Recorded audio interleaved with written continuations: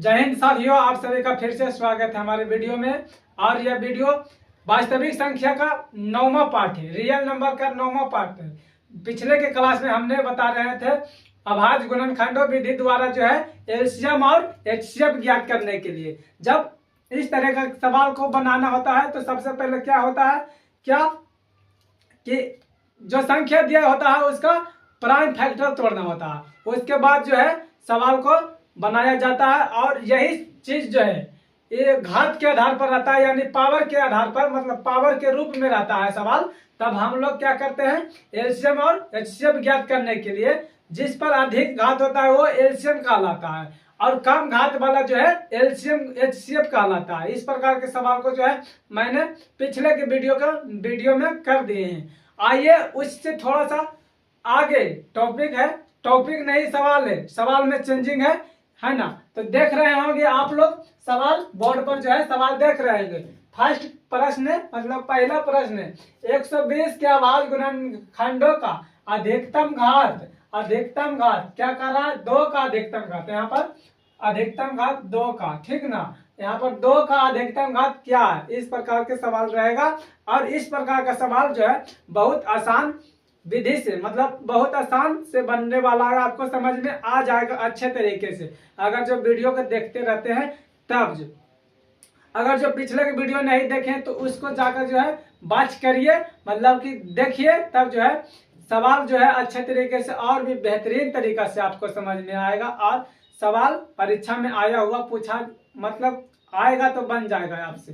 तो देखिए इस प्रकार के सवाल को बनाने के लिए सबसे पहले 120 का जो है अभाज्य गुणनखंड मतलब प्राइम फैक्टर तोड़ेंगे, है ना। तो प्राइम फैक्टर तोड़ने के लिए पिछले के क्लासों में है सिखा दिए हैं, आइए आज भी हम सिखाते हैं इस चीज को। तो 120 को इस प्रकार से प्राइम फैक्टर तोड़ा जाता है।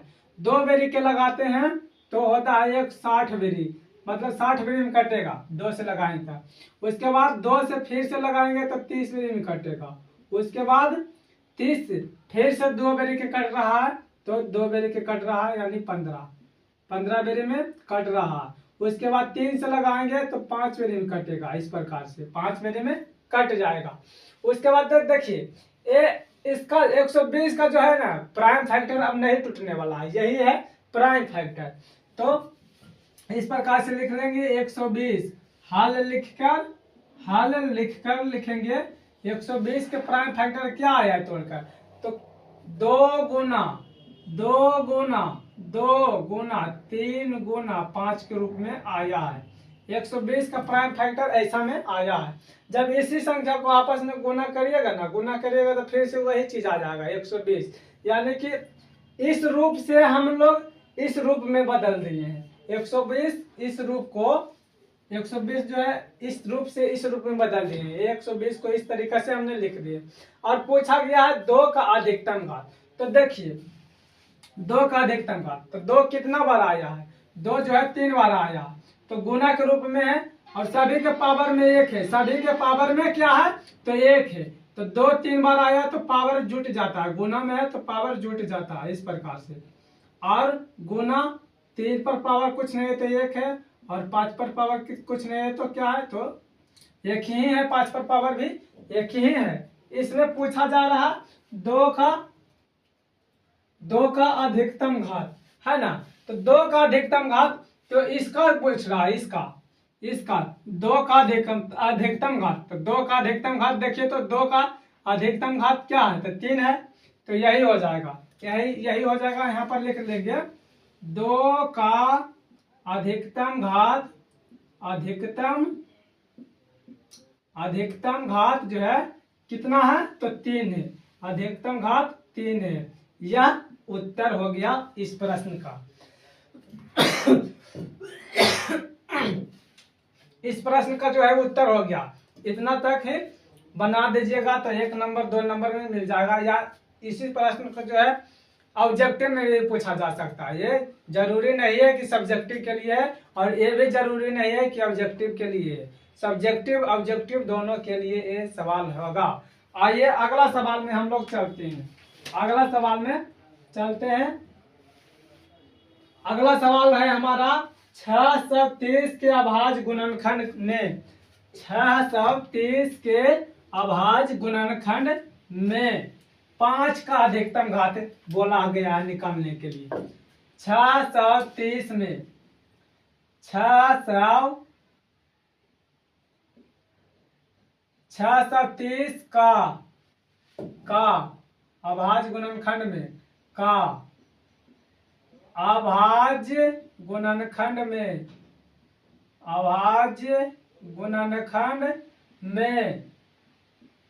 5 का अधिकतम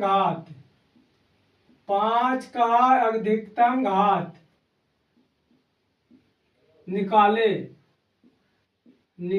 इस प्रकार से सवाल रहता है ना। तो सबसे पहले क्या कर लेंगे, यहाँ पर हम लिखेंगे और 630 का कह रहा 630 का अभाज्य गुणनखंड में, मतलब 630 का अभाज्य गुणनखंड तोड़ना पड़ेगा, है ना। तो 630 का गुणनखंड कैसे तोड़ेंगे अभाज्य गुणनखंड, तो इस प्रकार से तोड़ लेते हैं।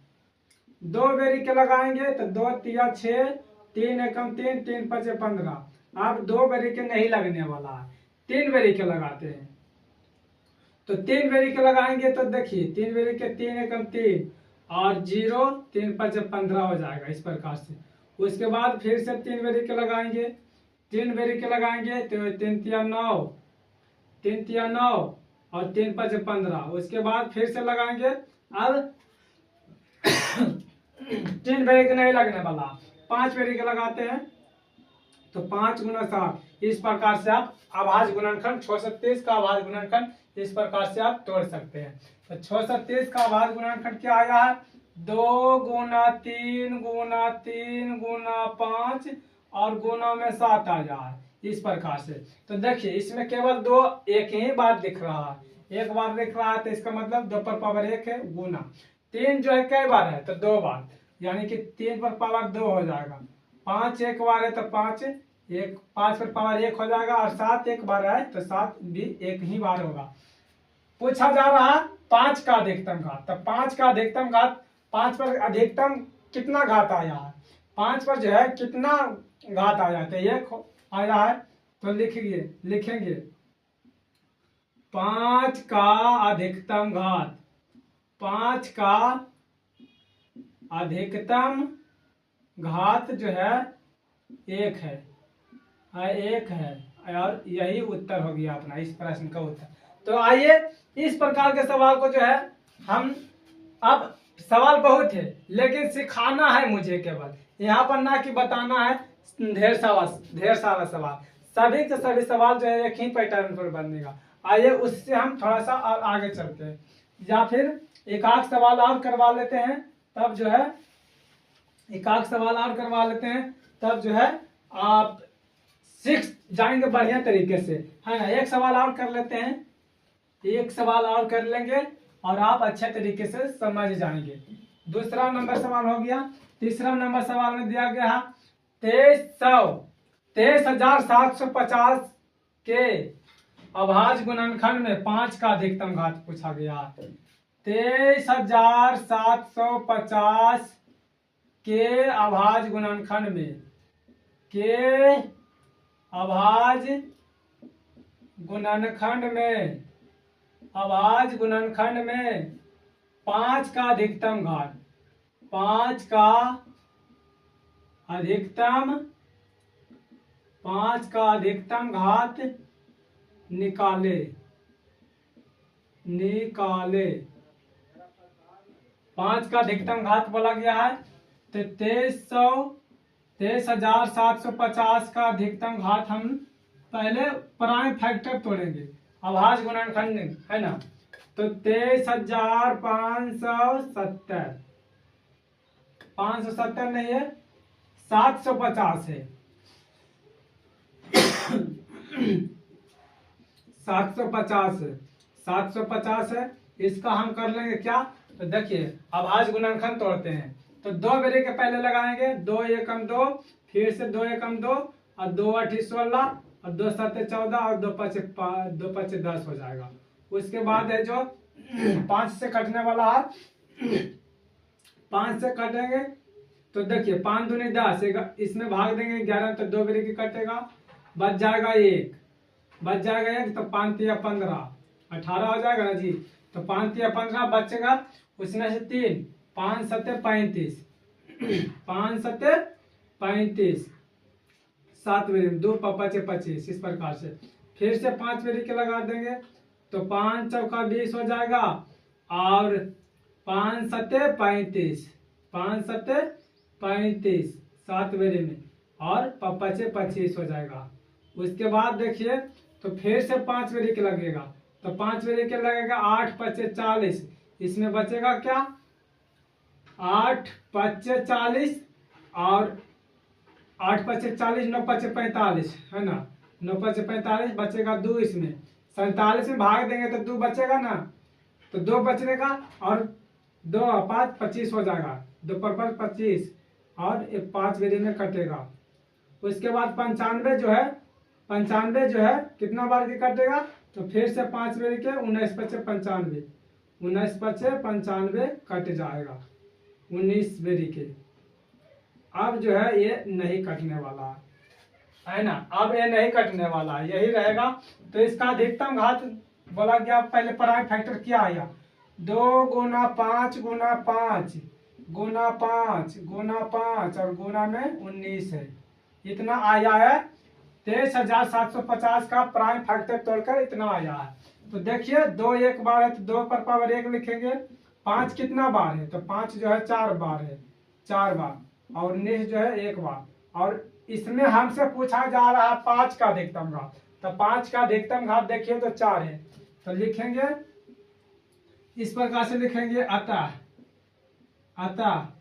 5 का अधिकतम घात, 5 का अधिकतम घात जो है, अधिकतम घात जो है 4 है, 4 है। इस प्रकार से इस प्रश्न का भी उत्तर हो गया है ना। इस प्रकार से आप लोग इस तरह के सवाल को जो है इस प्रकार के पैटर्न पर जो सवाल आएगा तो आपसे नहीं छूटने वाला, आप अच्छे तरीके से बना दीजिएगा।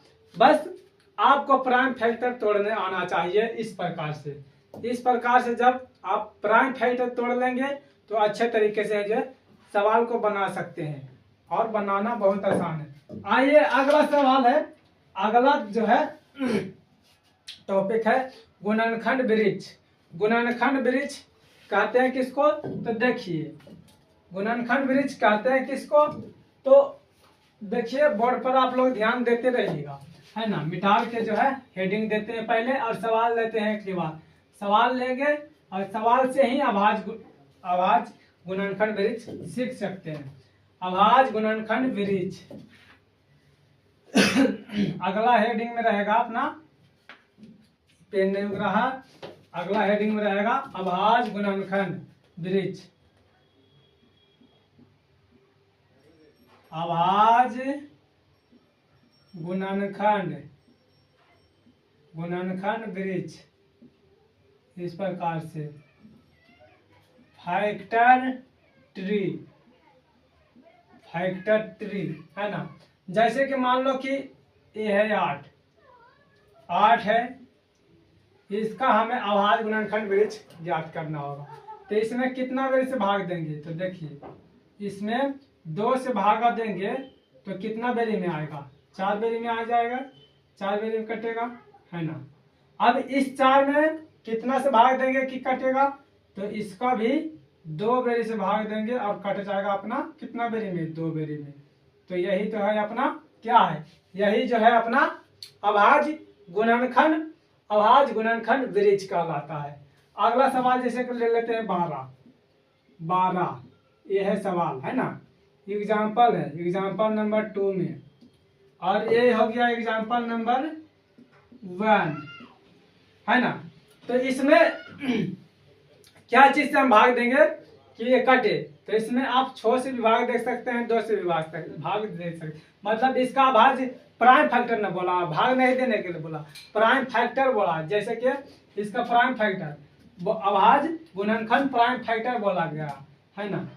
आवाज गुणनखंड वृक्ष यानी कि सबसे पहले हम 2 इसका आवाज गुणनखंड है ना, 2 आवाज गुणनखंड है। 2 से जब भाग देंगे 12 में तो 6 बेरी के कटेगा, और 6 भी जो है 12 का अभाज्य गुणनखंड है। 6 भी जो है अभाज्य गुणनखंड है 12 का। अब फिर से इस 6 का गुणनखंड करेंगे, अभाज्य गुणनखंड, तो फिर से ये 2 जो है, ये 2 जो है 2 इसका अभाज्य गुणनखंड है, किसका? 6 का। और जब इसमें भाग देंगे 2 से तो 3 बेरी के कट जाएगा, और ये भी 3 जो है, ये 3 जो है अभाज्य गुणनखंड है, किसका? तो 6 का। जैसे कि 6 का हमें अभाज्य गुणनखंड तोड़ना है, तो 2 बेरी में 3 हो गया, तो 3 और 2 दोनों है अभाज्य गुणनखंड, है ना। 12 का अभाज्य गुणनखंड करते हैं, तो 12 का गुणनखंड तोड़ेंगे तो 2 बेरी में 6। इस तरीका से भी हो सकता है, 2 और 6 जो है 12 का गुणनखंड है। तो इस प्रकार से आप लोग बनाएंगे, है ना। और सवाल में क्या रहेगा? बीच बीच में खाली रहेगा, है ना। सवाल को करवाते हैं उससे पहले जो है एक बड़ा सा चीज को और सिखला देते हैं। इसमें एक बड़ा सा चीज को सिखला देते हैं। तीसरा नंबर एग्जाम्पल में 140 का अभाज्य गुणनखंड वृक्ष ज्ञात करें, सवाल में रहेगा। इस प्रकार से सवाल रहता है, 140 का अभाज्य गुणनखंड वृक्ष, अभाज्य गुणनखंड वृक्ष ज्ञात करे,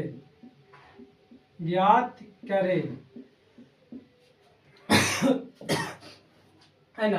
तो 140 का अभाज्य गुणनखंड लिखेंगे उत्तर में इस प्रकार से। 140 के बोला जा रहा है तो 140, है ना, इस प्रकार से घेर लेंगे। और 140 का अभाज्य गुणनखंड कर रहा, हम लोग इस प्रकार से अभाज्य गुणनखंड तोड़ते हैं। 2 बेरी के 70, फिर 2 बेरी के 35, फिर से 5 बेरी के लगाते हैं तो 7। इस प्रकार से अभाज्य गुणनखंड करते हैं, है ना। तो इस प्रकार से अभाज्य गुणनखंड करते हैं। इसमें 2 2 सभी जो है 140 का अभाज्य गुणनखंड, मतलब इन सभी से गुना भाग करिएगा तो 140 जो है कट जाएगा। तो इसको हम लोग करेंगे क्या? इस प्रकार से लिखेंगे, इस प्रकार से लिखेंगे अभाज्य गुणनखंड। अभाज्य गुणनखंड, तो देखिए अभाज्य गुणनखंड 2 भी है तो 2 इसमें लिख लेंगे। अब ये 2 से इसमें भाग देंगे तो 70 बेरी के कटेगा। अब देखिए, अब इतना मिटा दीजिए। अब 70 का अभाज्य गुणनखंड क्या होगा? तो 70 का अभाज्य गुणनखंड 2 गुना 5 और 7 भी है, तो इसमें अब इसका तोड़ेंगे अभाज्य। 70 का अभाज्य गुणनखंड फिर से 2 रहेगा, और इसमें जब भाग देंगे 2 से तो 35 बेरी के कटेगा, 35 बेरी के कटेगा। अब एक वाला मिटाइए, अब बच रहा क्या? तो 35 का अभाज्य गुणनखंड 5 गुना 7। उसके बाद देखिए इसको इस प्रकार से लिख सकते हैं, 5 और गुना 7। अब देखिए इसका भी तोड़ना चाहते हैं अभाज्य गुणनखंड 7 का, तो इस प्रकार से या तो 1 लिखिए और 7 इस प्रकार से लिख सकते हैं, है ना। फिर से वही चीज आ गया, नहीं तो इधर ही 7 करिए और इधर 1 करिए, इधर 1 करिए। तो इस प्रकार से अभाज्य गुणनखंड आपको समझ में आया होगा। आइए एक सवाल पर चलते हैं। एक सवाल के जरिए जो है आपको समझाने का मैं प्रयास करता हूँ।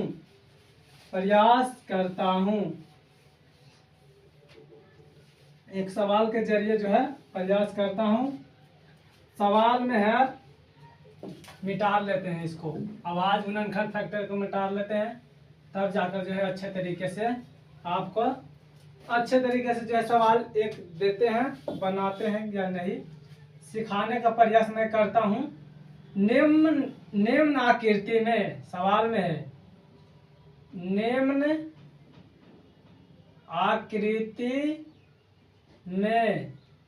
निम्न आकृति में चर का मान ज्ञात करें। चर का मान ज्ञात करें, चर का मान ज्ञात करें। इस प्रकार से है, चर का मान ज्ञात करें। जैसे कि रहा है सवाल इतना, है ना, और इसका अभाज्य गुणनखंड तोड़ा जा रहा है 2 बेरी के लगेगा कितना?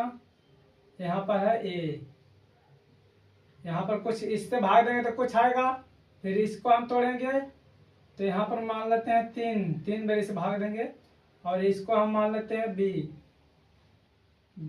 फिर से कुछ आएगा यहाँ, तो इसका भी गुणनखंड तोड़ना है, ये हो जाएगा सी, सी हो जाएगा और 101 बेरी के कट जाएगा, 1001 बेरी के, 101 नहीं 1001 बेरी के कटने वाला। फिर इससे हम लोग भाग देंगे तो 7 बेरी के कटने वाला है, तो इधर क्या होगा, इधर हो जाएगा डी। फिर इसको हम भाग देंगे तो ये मान लो x हो गया, x बेरी से भाग देंगे तो यहाँ पर आ जाएगा अपना 13। इस प्रकार के सवाल है, इस प्रकार के जो है सवाल है, इस प्रकार से सवाल है। तो हमें मतलब कि जब 2 से भाग देंगे तो एक ही स्थान पर क्या आएगा, तो लिखेंगे क्या, तो देखिए ये इसका मान पूछा जा रहा है, तो a बराबर लिख लेंगे कितना, जो दिया गया है, दिया गया है और 2 से भागा देने पर कितना आ रहा है, तो 2 से भागा देंगे तो देखिए 2 एकम 2, 2 पचे 10 और 0 हो जाएगा, 2 एकम 2, 2 पचे 10, 5 बल्ब हो जाएगा यहाँ पर 5 और 0, फिर से 2 एकम 2 और 2 पचे 10, एक की वैल्यू जो है 15, 0 15 आ जा, एक ही स्थान पर कितना आ रहा है, तो 15, 0 15, इकाई दहाई सैकड़ा हजार 10,000 यानी 15,000 15 आ जा। अब इस 15,000 15 3 से भाग देंगे 3 से भाग देंगे है ना, 3 से भाग देंगे यानी कि हमें बी निकालना है, तो बी निकालना है, बी नहीं पता है तो बी चूंकि बी बराबर क्या करेंगे, तो ए बटा में करेंगे 3, ए बटा 3, एक की जगह पर क्या आया है, तो 15,000 15 आया है और 3 से भाग देंगे तो देखिए 3 पचे 15 और ये 0 रह जाएगा, 3 पचे 15 यानी कि बी की वैल्यू जो है 505 हो जाएगा, बी की वैल्यू जो है 505 नहीं 5005 जी, 5005 होगा। क्यों, तो देखिए 3 पचे 15 तक कटा और 0 रह गया और डायरेक्ट नहीं भागा लगता है 2 अंक में, क्योंकि एक छोटा हो जाएगा 3 बड़ा हो जाएगा, तो एक 0 और दे देंगे यानी 5005 होगा बी की वैल्यू। अब इसके जगह पर जो है 5005 हो जाएगा, है ना, 5005 हो जाएगा। अब क्या करना है, बी में भागा देना है किससे, तो सी में, बी में भागा देना है किस में, बी में भागा देना है किससे, तो सी से। अब सी से भाग देना है, सी से जब भाग देंगे तो सी से भाग देंगे तो देखिए सी से भाग देंगे तो क्या होगा, सी से भाग देंगे तो इससे भाग देंगे इसमें, है ना, इससे भाग देंगे इसमें तो सी का मान निकल जाएगा, है ना। तो यहाँ पर देखिए सी बराबर बी बटा जो है बी बटा ये वाला हो जाएगा 1001 यानी बी की वैल्यू क्या आया है, तो 5005 और 1001। जब इससे भाग देंगे इसमें तो ये कटने वाला है 5 बेरी के यानी 505, इतना बेरी में कटेगा यानी कि सी की वैल्यू जो आएगा यहाँ पर हमारा 505 आ जाएगा, सी की वैल्यू 505 आएगा। उसके बाद देखिए मतलब सी से भाग देंगे इसमें, सी से भाग देंगे किसमें, इसमें, तो इतना बेरी के कटेगा। अब इतना में भाग देंगे 7 से, इतना में भाग देंगे 7 से, तो डी निकालना है, तो डी की जगह पर क्या हो जाएगा, तो डी बराबर किसमें भाग देना है, तो इसमें इससे भाग देना है, इसमें इससे भाग देना यानी 1001 से भाग देना है किसमें, तो 7 से भाग देना। 7 से जब भाग देंगे तो देखिए 7 से भाग देंगे तो 3 एकम 3 हो जाएगा, 3 7 एकम 7 और 3 बचेगा और 7 चौका 28 और यहाँ पर 3, इतना भी लेके आएगा यानी कि डी की जो वैल्यू है इतना आएगा, डी की वैल्यू डी की जगह पर आ जाएगा 443, यही डी की जगह पर। अब इससे भाग देंगे किसमें, तो इसमें, यानी x निकालने के लिए बोला जा रहा है, तो x निकालने के लिए बोला जा रहा है तो x और बटा में x बराबर रहेगा 743 और बटा 13 बेरी में कट रहा है तो इससे भाग देंगे और ये कट जाएगा कितना, 13 पचे 65, 13 छक 78 ज्यादा हो जाता है, 13 पचे 65 है ना, 13 पचे 65 हो जाएगा 5 बेरी के 13 5 65 और बचेगा इसमें क्या, तो 9, 13 7 91, 13 7 91 हो गया, 13 7 91। यहाँ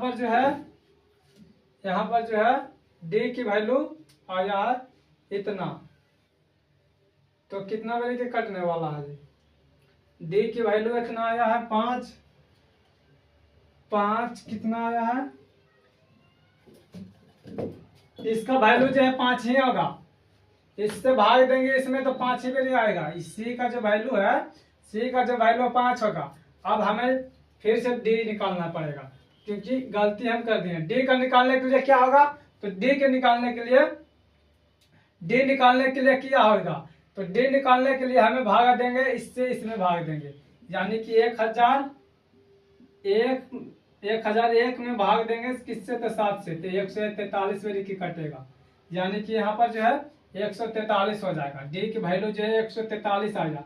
अब क्या करेंगे, तो इसमें भाग देंगे किससे, तो इसमें भाग दिए हैं x से, तो इतना आया है ना, तो इसमें भाग देंगे इससे, तब ना इसका मान आएगा। x बराबर 143 और बट्टा में जो है x बराबर 143 और बट्टा में जो है कितना आ जाएगा, 13, तो ये 11 बेरी में कट जाएगा, यानी कि x की वैल्यू जो है 11 होगा। x की वैल्यू यहाँ पर 11 होने वाला है। अब आइए तो इधर हम लिख लेते हैं किसका वैल्यू, तो इस प्रकार से लिखेंगे। अतः a की वैल्यू क्या आया है, a बराबर जो है 15,015 और b की वैल्यू जो है b बराबर 5,005, c की वैल्यू आया क्या, 505, c की वैल्यू 505 नहीं 5 ही आया, 5 आएगा, 5 c की वैल्यू, और d की वैल्यू जो है 143 आया है, 143 और x का जो वैल्यू है 11। यही अपना जो है फाइनल आंसर हो गया, ये अपना फाइनल आंसर हो गया। इस प्रकार से ही सवाल बनाया जाता है। समझने का प्रयास किए होंगे तो समझ में आया होगा, नहीं समझने का प्रयास किए होंगे तो वीडियो को जो है फिर से एक बार जो है, यानी कि पीछे कर 1 से 2 बार इस चीज को आप देख लीजिएगा, अच्छे तरीके से समझ में आ जाएगा। उम्मीद करते हैं कि इतना तक हमारी बात जो है अच्छे तरीके से समझ में आया होगा। अब हम जो है मिलते हैं नेक्स्ट वीडियो में, नेक्स्ट पार्ट में। तो तब तक के लिए जय हिंद, जय भारत। आइए कल मिलते हैं आगे के वीडियो में।